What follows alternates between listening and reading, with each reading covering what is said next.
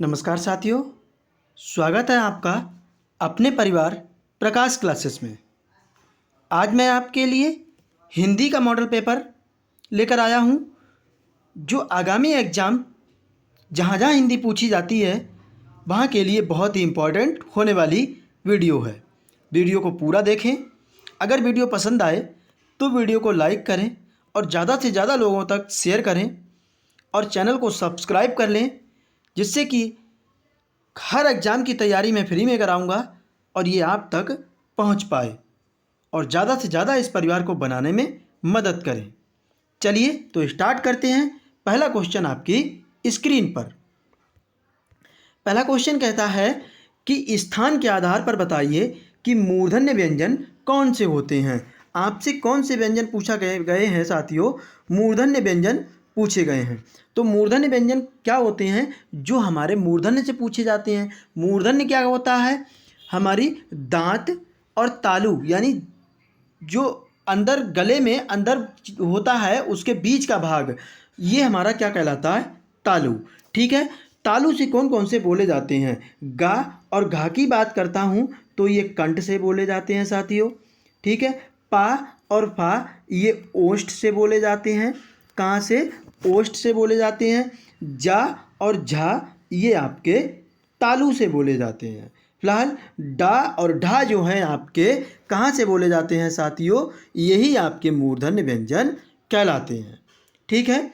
अगला क्वेश्चन आपकी स्क्रीन पर, निम्न में से अल्प प्राण वर्ण कौन से हैं? यानी ये है लिखा हुआ है, अल्प प्राण वर्ण आपको बताना है कौन से हैं। तो कमेंट कीजिए, क्या आ और आहा, फा और बा, का और खा, था और धा। तो ये तो हमारे स्वर में आते हैं।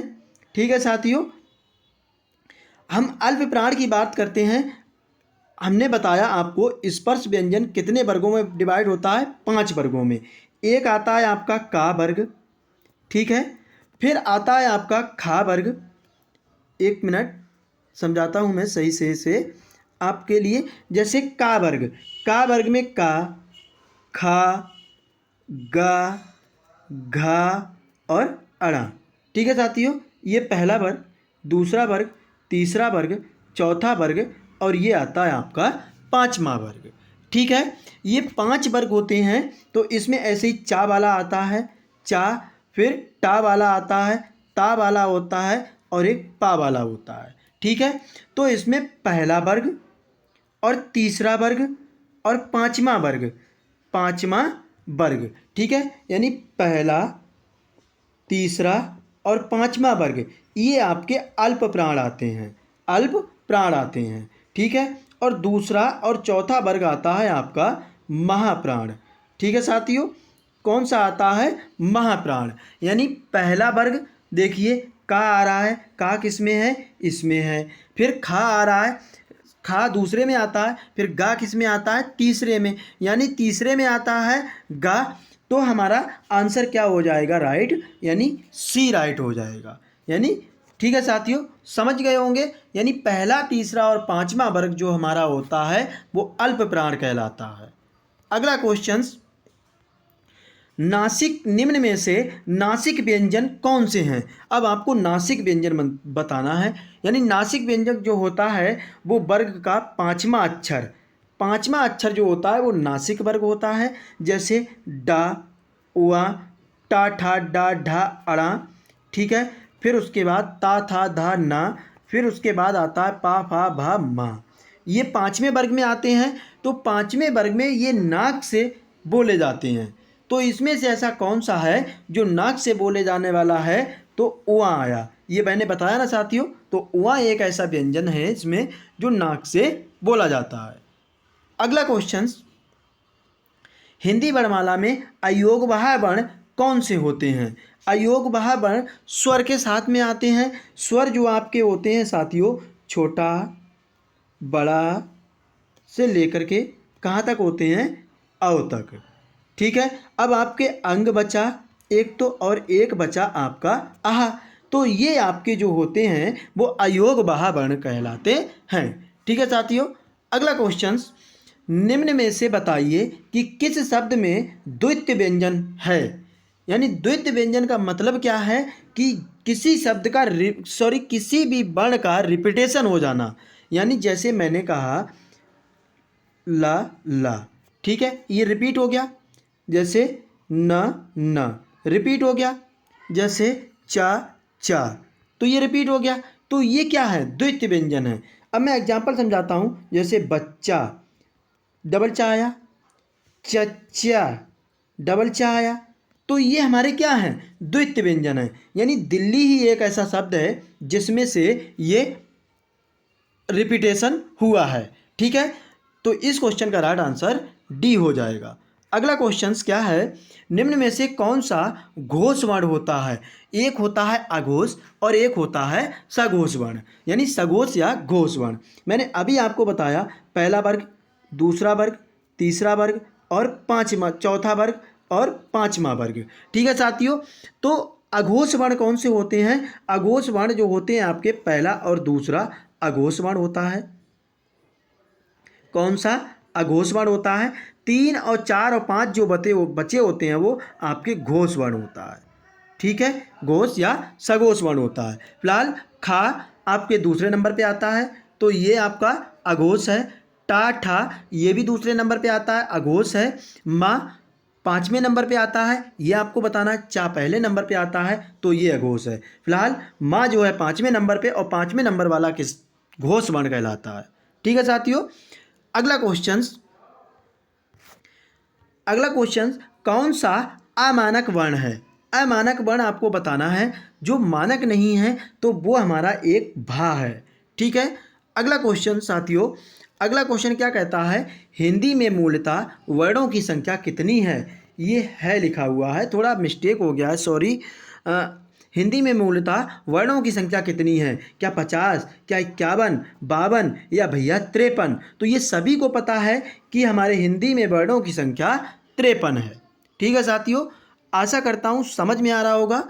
अगला क्वेश्चन, छा ध्वनि किसके अंतर्गत आती है। घोष वर्ण मैंने अभी आपको बताया कौन से होते हैं, तीसरा वर्ग, चौथा वर्ग और पांचवा वर्ग।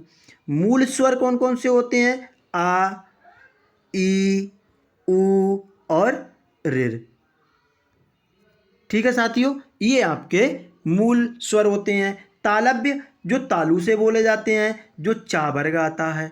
ठीक है, संयुक्त वर्ण यानी दो अक्षरों से मिलकर बने व्यंजन को ही हम क्या कहते हैं, संयुक्त वर्ण कहते हैं। ये का और सा से मिलकर बना है आपका छा। ठीक है साथियों, समझ गए होंगे। चलिए तो अगला क्वेश्चन, ज्ञा वर्ण किन वर्णों के संयोग से बना है। ज्ञा वर्ण अभी आपको बताया मैंने, ज्ञा क्या है, एक संयुक्त व्यंजन है जो जा हलंत प्लस उआ से मिलकर बना हुआ है। तो इसमें किसी में भी हलंत नहीं लगा है, फिलहाल मैं लगा देता हूँ। तो इसमें मान लिए इसमें ये लगा दिया, तो इसका ये राइट आंसर हो जाएगा। ठीक है साथियों, अगला क्वेश्चन कहता है कि आघोष वर्ण कौन सा होता है। आघोष वर्ण मैंने अभी आपको समझाया, वर्ग का पहला वर्ग और दूसरा वर्ग आघोष वर्ण होते हैं। तो 11 नंबर का क्या हो जाएगा, ये हा, और हा को भी शामिल किया जाता है आघोष में। तो ये हमारे क्या हो गए, आघोष वर्ण हो गए। ठीक है साथियों, अगला क्वेश्चन कहता है, सॉरी 1 मिनट,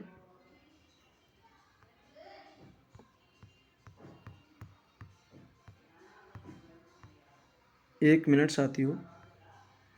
घा का उच्चारण स्थान कौन सा है। ठीक है, अब आपको बताना है घा का उच्चारण स्थान कौन सा है, घा कहाँ से बोला जाता है।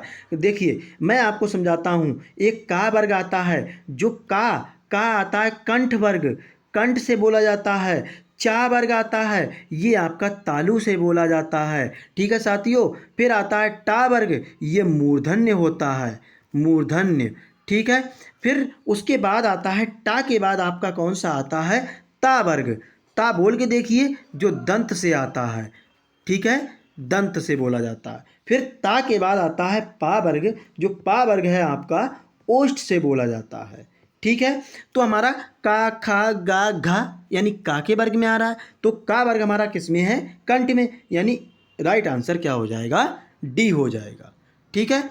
अगला क्वेश्चंस क्या कहता है साथियों कि जिन शब्दों के अंत में आह आता है उन्हें क्या कहते हैं। अंत में आ आता है, क्या अनुस्वार, अकारांत, अंतस्थ या अयोग बहा। तो 30 नंबर का राइट आंसर क्या होगा, 30 नंबर का यानी अयोग बहा कहलाते हैं। ठीक है। अगला क्वेश्चन कहता है पुरोहित में उपसर्ग क्या है, यानी क्या पुरा उपसर्ग है, क्या पुरस या पुराहा।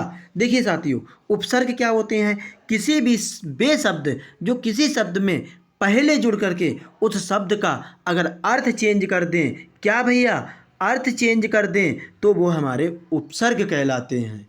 फिलहाल किसी भी का अगर हम उपसर्ग निकालना है तो उस शब्द को तोड़ लीजिए, आपका उपसर्ग निकल आ जाएगा।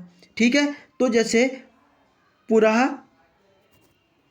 धन हित, तो ये क्या हो जाएगा, विसर्ग मिलकर और ई की मात्रा मिलकर किस में चेंज हो जाएंगे, ओ में चेंज हो जाएंगे। तो यानी पुरः धन ओहित ई में उपसर्ग है। ठीक है। अगला क्या कहता है, अवनत शब्द में प्रयुक्त उपसर्ग कौन सा है। अब अवनत में बनाता है, अब धन नथ, तो ये अवनत हो गया, यानी अब उपसर्ग हो जाएगा, यानी सी करेक्ट आंसर हो जाएगा। ठीक है साथियों। अगला क्वेश्चन क्या कहता है, सावधानी शब्द में प्रयुक्त प्रत्यय क्या है। अब क्या ई, आनी, धानी या ई। तो अब आपको बताना है प्रत्यय किसे कहते हैं। देखिए साथियों, प्रत्यय उसे कहते हैं जिसमें यानी कोई भी शब्द है, अगर वो शब्द के बाद में जुड़ करके उस शब्द का अगर अर्थ चेंज कर देता है तो वो हमारा क्या कहलाता है, प्रत्यय कहलाता है। जैसे सावधानी को हम तोड़ेंगे तो सावधान प्लस ई, अगर ये दोनों मिलेंगे तो सावधानी। तो इसमें प्रत्यय कौन सा आ रहा है, बाद वाला, तो ई यानी बड़ी ई जो आपकी वो प्रत्यय का प्रयोग हो रहा है। ठीक है। अगला क्वेश्चन, इनमें से कौन सा भाववाचक संज्ञा है। क्या श्याम, पानी, बचपन या नदी। तो भाववाचक संज्ञा कौन सी है, श्याम, पानी, बचपन। भाववाचक यानी जो हम टच नहीं कर सकते, हमारे भाव को महसूस करता है, यानी सिर्फ फील कर सकते हैं। तो भाव किसमें, श्याम भैया लड़का है, प्रॉपर नाउन है। पानी आप बताइए मटेरियल नाउन है। नदी भी एक क्या है, नदी क्या है भैया, कमेंट कीजिए, जातिवाचक है। लेकिन बचपन जो है आपका वो भाववाचक संज्ञा के अंतर्गत आता है। अगला क्वेश्चन, शिव का विशेषण क्या है, यानी शिवेश, सॉल, सब या शंकर। तो क्या होगा, कमेंट कीजिए साथियों। 18 नंबर का राइट आंसर क्या हो जाएगा, सब। ठीक है। यानी शिव का विशेषण क्या होता है, सब होता है। अगला क्वेश्चन, भूतकाल के कितने भेद होते हैं। आपके काल कितने होते हैं, 3 प्रकार के काल होते हैं। नंबर पहला आपका आता है वर्तमान काल, कौन सा साथियों, वर्तमान काल। नंबर 2 आता है आपका भूतकाल, भूतकाल के बाद नंबर 3 आता है आपका भविष्य काल, कौन सा, भविष्य काल। ठीक है साथियों। तो वर्तमान काल मैं अभी आपको पढ़ा रहा हूँ तो ये वर्तमान काल हो गया, पीछे मैंने वीडियो बनाई थी तो ये भूतकाल हो गया, आगे कल भी वीडियो लाऊंगा और आज भी शाम को भी वीडियो लाऊंगा तो ये आपका क्या होगा साथियों, भविष्य काल। फिलहाल भूतकाल के हमसे भेद पूछे हैं तो भूतकाल के कितने भेद होते हैं कमेंट कीजिए, यानी कितने होते हैं, 6 होते हैं। ठीक है। अगला क्वेश्चन, यथार्थ में कौन सी संधि है। संधि किसे कहते हैं, यानी शब्दों के विग्रह को ही तो हम संधि कहते हैं। तो यथार्थ में कौन सी संधि होगी, क्या दीर्घ संधि, वृद्धि संधि, गुण संधि, इनमें से कोई नहीं। अब यथार्थ लिया है हमने, यथार्थ में देखिए साथियों, तो बीच वाले डंडे पर बड़ी मात्रा, बीच वाले अक्षर पर बड़ी मात्रा, तो इसका मतलब बड़ी है तो दीर्घ हो रहा है, यानी दीर्घ संधि हो गई। ठीक है साथियों। अगला क्वेश्चन कहता है निम्नलिखित में तत्सम शब्द का चयन कीजिए। तत्सम शब्द क्या होते हैं, तत्सम शब्द वे शब्द होते हैं जो शब्द संस्कृत से उठ करके और चेंज नहीं हुए हैं, ज्यों के त्यों हिंदी में प्रयोग हो रहे हैं तो उन्हें तत्सम शब्द कहते हैं। क्या वर्षा आपका तत्सम शब्द है, आंसू, हाथी या बारात। तो देखिए आंसू और हाथी और बारात ये आपके कैसे हैं, तद्भव शब्द हैं। तद्भव शब्द वे शब्द होते हैं जो संस्कृत से उठ करके और चेंज हो करके हिंदी में प्रयोग हो रहे हैं। फिलहाल वर्षा क्या होगा, बारिश होता है, तो ये हमारा क्या हो जाएगा, तत्सम शब्द हो जाएगा। अगला क्वेश्चन साथियों, मतक्य में कौन सी संधि है, क्या गुण संधि, क्या वृद्धि, दीर्घ या इनमें से कोई नहीं। तो मातक्य में कौन सी संधि होगी, यानी वृद्धि संधि होगी। ठीक है। अगला क्वेश्चन, हिंदी किस भाषा परिवार की भाषा है, क्या द्रविड़, चीनी तिब्बती, भारोपीय या ऑस्ट्रिक। तो आप सभी जानते हैं हिंदी जो है आपकी भारोपीय भाषा कहलाती है। ठीक है। अगला क्वेश्चन कहता है हिंदी का भाषा का जन्म कहाँ से हुआ, क्या लौकिक संस्कृत से, वैदिक संस्कृत से, पाली संस्कृत से या अपभ्रंश से। तो 24 का राइट आंसर क्या होगा, अपभ्रंश से हिंदी का जन्म माना जाता है। ठीक है।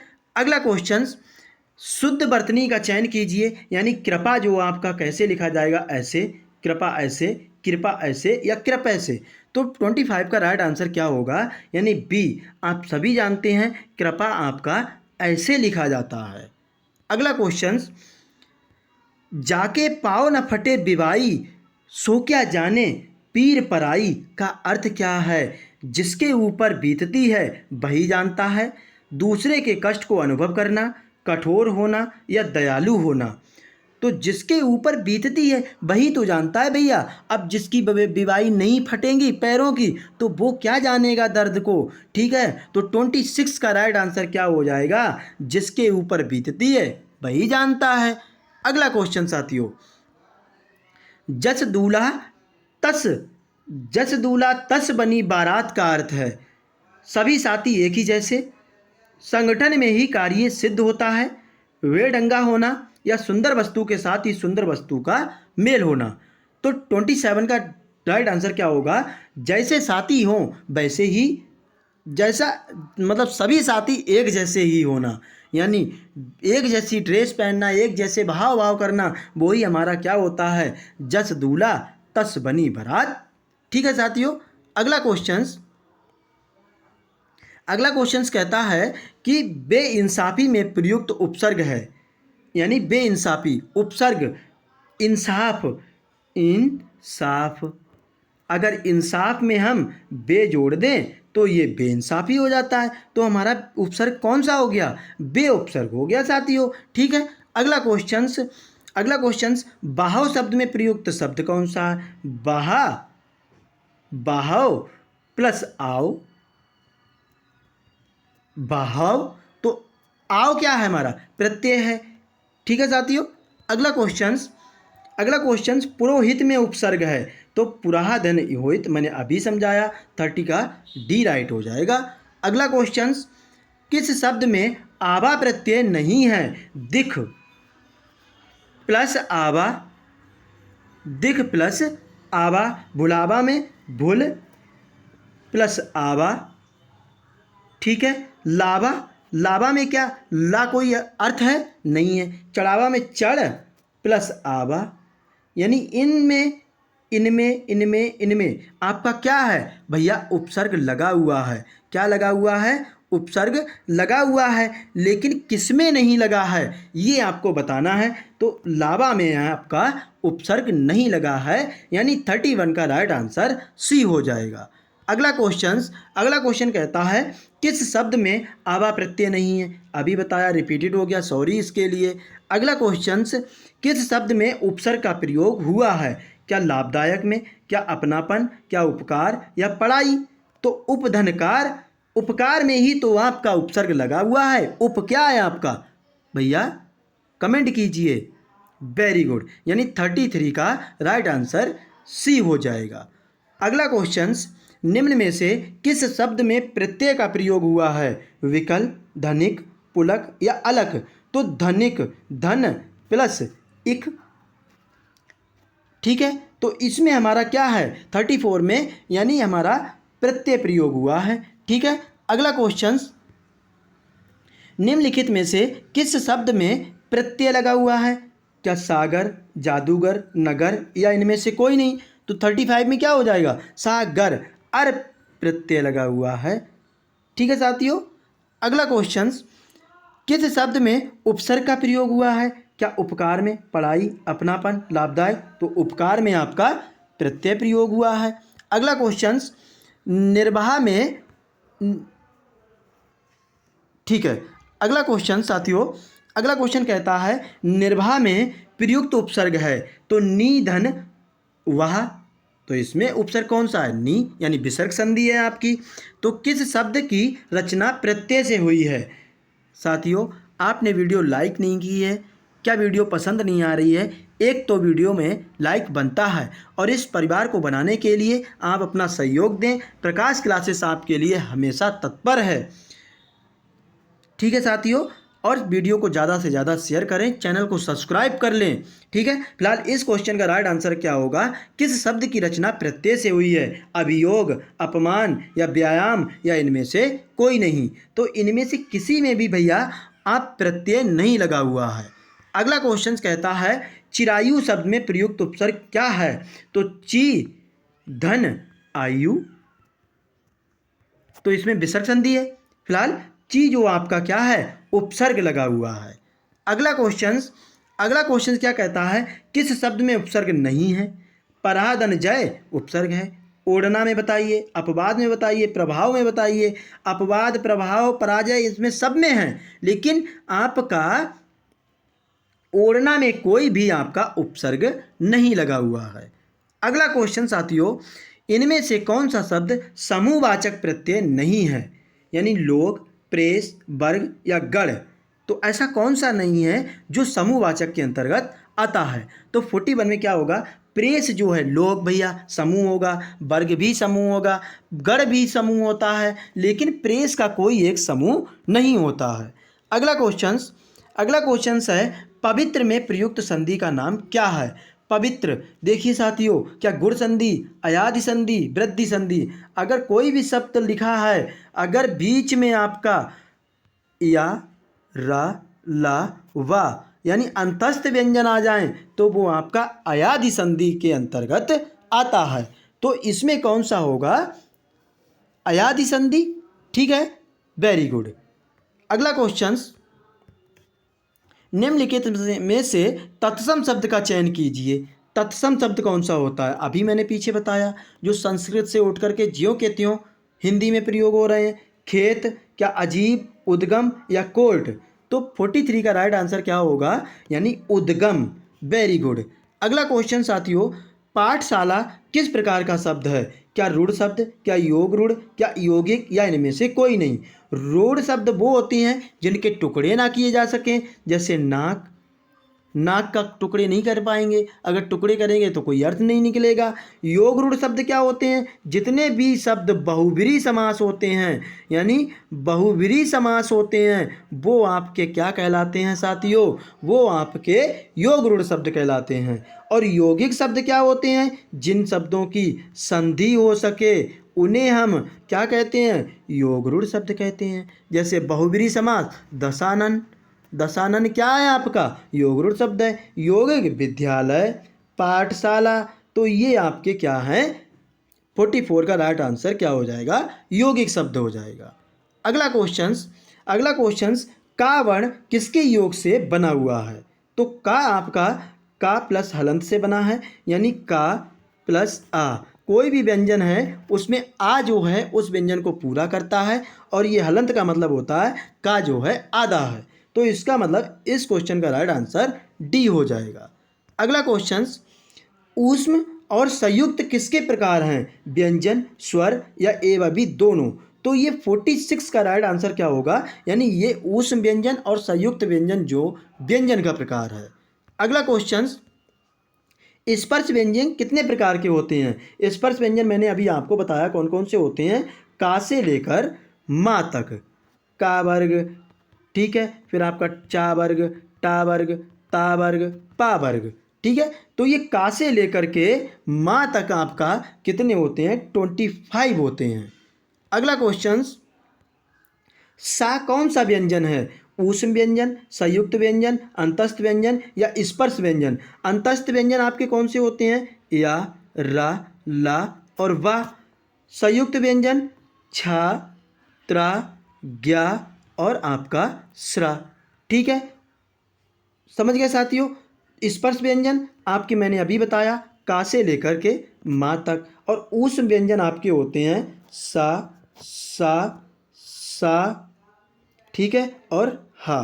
तो ये ऊष्म व्यंजन और सा आपका कौन सा है? ऊष्म व्यंजन है। अगला क्वेश्चन, इनमें से किस शब्द में वर्ण संबंधी अशुद्धि है? क्या अनाधिकार में, अनुकूल में, अमरूद में या स्थान में? तो आप कमेंट कीजिए किस में है, किस शब्द में वर्ण संबंधी अशुद्धि है। वेरी गुड, यानी अनुकूल जो आपका गलत लिखा हुआ है, आप कमेंट करके मुझे बताएंगे कि अनुकूल कैसे लिखा जाता है। अगला क्वेश्चन, लास्ट क्वेश्चन है इस वीडियो का, निम्न में से किस शब्द में लिंग प्रत्यय संबंधी अशुद्धि है? क्या गायिका, नारी, अनाथा या गोपी? तो नारी जो है आपका, ये भी गलत लिखा हुआ है। ठीक है, कैसी लगी वीडियो आपको साथियों? एक बार मुझे कमेंट करके ज़रूर बताना।